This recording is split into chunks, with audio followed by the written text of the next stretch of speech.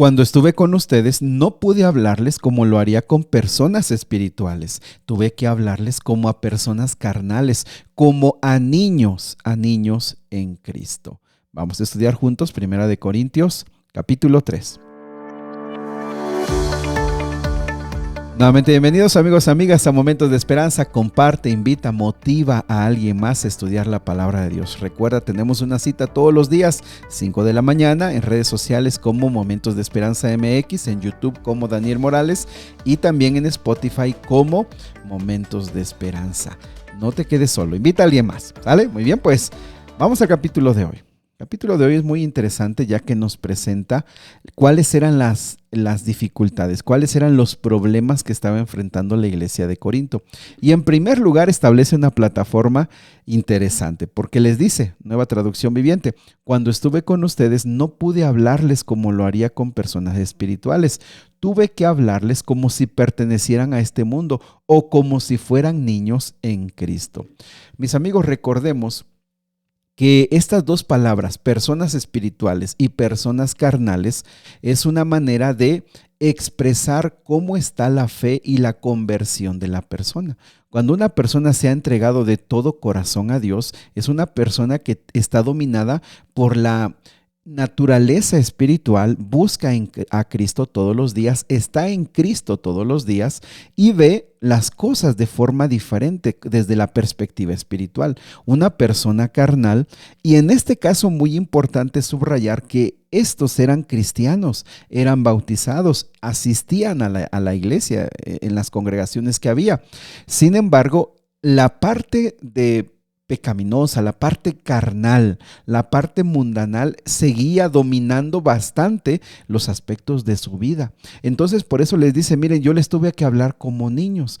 El versículo 2 dice, tuve que alimentarlos con leche, no con alimento sólido, porque no estaban preparados para algo más sustancioso y aún no están preparados.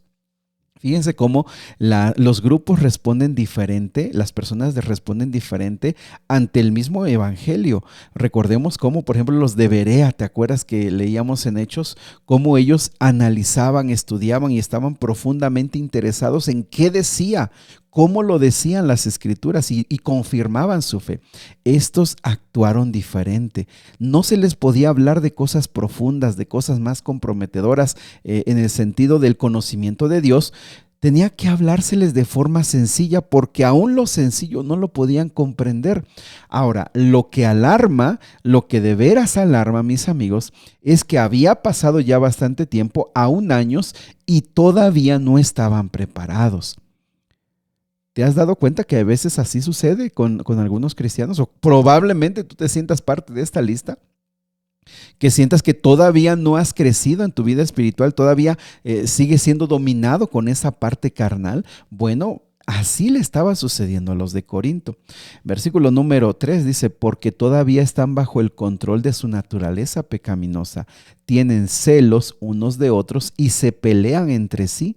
¿Acaso no eso demuestra que los controla su naturaleza pecaminosa? ¿No viven como la gente del mundo? Cuando uno de ustedes dice, yo soy seguidor de Pablo, y otro dice, yo sigo a Apolos, ¿no actúan igual que la gente del mundo?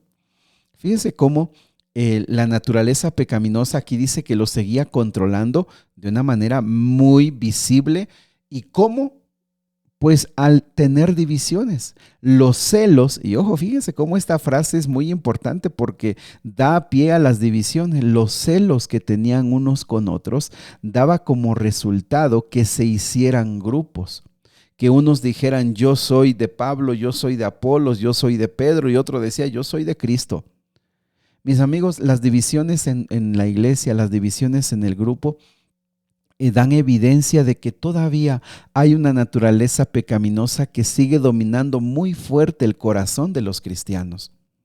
No podemos decir es que eso siempre ha sucedido y siempre va a suceder. Eso es cierto, pero también es cierto que cuando Cristo mora en su iglesia, esas cosas se van eliminando o se van reduciendo. ¿Por qué? Porque siempre va a haber una persona que está en su proceso de crecimiento, pero estos ya debían haber sido cristianos maduros y no lo eran, no lo eran. Después de todo, viene un segundo tema. Dice, después de todo, ¿quién es Apolos? ¿Quién es Pablo? Nosotros solo somos siervos de Dios, mediante los cuales ustedes creyeron el Evangelio. Cada uno de nosotros hizo el trabajo que el Señor nos encargó. Yo planté la semilla en sus corazones y Apolos la regó, pero pero fue Dios quien la hizo crecer. Fíjense, lo que dice Pablo es: ¿por qué nos miran a nosotros si nosotros solamente somos colaboradores? Nosotros solamente somos siervos. El dueño de esto es Dios mismo, y nosotros como siervos solamente sembramos. En este caso a mí me tocó sembrar, Apolos fue el que le tocó regar esto, pero eso no es nada. Porque lo que realmente importa es que Dios hizo crecer esta semilla. Y apreciados amigos, qué bonito ejemplo para que nosotros comprendamos las cosas. El labrador, el agricultor, lo único que hace es poner una semilla en el campo. Otro más viene y le pone agua para que pueda tener los nutrientes también. Pero nadie de los dos puede hacer el milagro de que esa semilla pueda germinar, de que esa semilla pueda abrirse, pueda crecer y pueda dar frutos. Nadie lo puede hacer. Eso es un milagro que Dios hace. A final de cuentas, mis amigos, lo que la palabra de Dios nos dice es: no te fijes en los seres humanos, no son ellos los más importantes. Y nosotros, mis amigos, los que tuviéramos algún liderazgo en la iglesia o tenemos alguna responsabilidad, nosotros también tenemos que ser siempre bien conscientes de nuestra influencia, de la influencia de nuestras palabras y nuestras acciones, para que nunca los miembros de iglesia puedan sentirse identificados solo con uno, solo con otro, o que en algún momento podamos formar grupos. Nosotros debemos ser conscientes que el pueblo le pertenece a Dios. Él es el que murió por ellos, Él es el que los sostiene. Nosotros solo somos colaboradores. Esa es solo nuestra responsabilidad. No tenemos ninguna facultad y poder. Al final, la obra es del Espíritu Santo. Él es el que hace la obra. Así que nosotros como líderes debemos ser muy humildes, muy sencillos, pero también como miembros de iglesia debemos reconocer que debemos seguir solo al dueño, que en este caso es Cristo Jesús. Versículo 8, el que planta y el que riegue trabajan en conjunto con el mismo propósito. Fíjense que esta frase es importante. Mis amigos, Dios nos llamó a trabajar juntos en su viña. A veces nos toca iniciar proyectos, a veces nos toca continuar proyectos, a veces nos toca terminar proyectos, pero nadie de nosotros debe sentirse con el derecho y la gloria de tomársela para sí mismo. Fue la obra de Dios. Me tocó ser parte de esto. Me tocó ser parte de esto, pero no soy yo el que lleva la gloria. Y es más, si no tuviera que ser reconocido, no se me tuviera que dar gracias, mis amigos, nosotros debemos tener la suficiente madurez de decir: solo soy un colaborador de Dios. Esta obra es de Él. Él es el dueño. A Él hay que mirar, a Él hay que seguir. Por supuesto, no todo se queda allí. Mira, ve el versículo número 8. El que planta y el que riega trabajan juntos con el mismo propósito, y cada uno será recompensado por su propio arduo trabajo. Qué interesante este versículo. Quizá los seres humanos lo puedan o no lo puedan ver, quizá tú seas el que inició, seas el que lo continuó, seas el que lo termine. Eso a final de cuentas, dice, no es lo importante. Pero te voy a decir algo que sí es importante. Dios ve el trabajo, el compromiso que tú tienes con su obra, y Él lo va a recompensar a cada uno en proporción a ese esfuerzo. Fíjate que este mensaje es muy interesante, pero se repitió en los evangelios. Dios, cuando dio las recompensas, las dio de acuerdo al grado de compromiso y trabajo que ellos tuvieron. Entonces, en este caso, aunque todos iremos a la tierra nueva por la gracia de Dios, Dios tiene reservadas muchas sorpresas para sus fieles servidores, los que se esforzaron más, los que quizá no tuvieron tanto tiempo para trabajar para Él. Él tiene sorpresas, pero ninguna de ellas está fundada o traerá celos y contiendas entre nosotros, porque todo lo hemos recibido por gracia. ¿Quién lo ve? El Señor lo ve. Versículo 9, pues ambos somos trabajadores de Dios y ustedes son el campo de cultivo de Dios, son el edificio de Dios. Por la gracia de Dios yo eché los cimientos como un experto en construcción. Ahora otros edifican encima, pero cualquiera que edifique sobre este fundamento tiene que tener mucho cuidado, pues nadie puede poner otro fundamento distinto del que ya tenemos, que es Jesucristo. Fíjate, ¿quién es el fundamento de la iglesia? ¿Quién es el fundamento de la fe? Es Cristo Jesús. No hay ningún otro fundamento. No puede haber un ser humano. No es Pablo, no es Apolos, no es Pedro. El fundamento es Jesús. Y todos los que vamos trabajando en ese fundamento debemos tener cuidado de que sea Jesús el que siga en el fundamento de su obra. Ve el versículo 12, el versículo 15 es muy interesante porque dice que el que edifica sobre este fundamento podrá usar una variedad de materiales, oro, plata, joyas, madera, heno o paja, pero el día del juicio el fuego revelará la clase de obra que cada constructor ha hecho. El fuego mostrará si la obra de alguien tiene algún valor. Si la obra pertenece a ese constructor, recibirá una recompensa, permanece. Pero si la obra se consume, el constructor sufrirá una grande pérdida. El constructor se salvará, pero como quien apenas está escapando de un muro de llamas. Fíjate, mis amigos, este es un mensaje muy importante. ¿Cómo estamos construyendo en la iglesia de Dios? ¿Qué tipo de obra estamos realizando?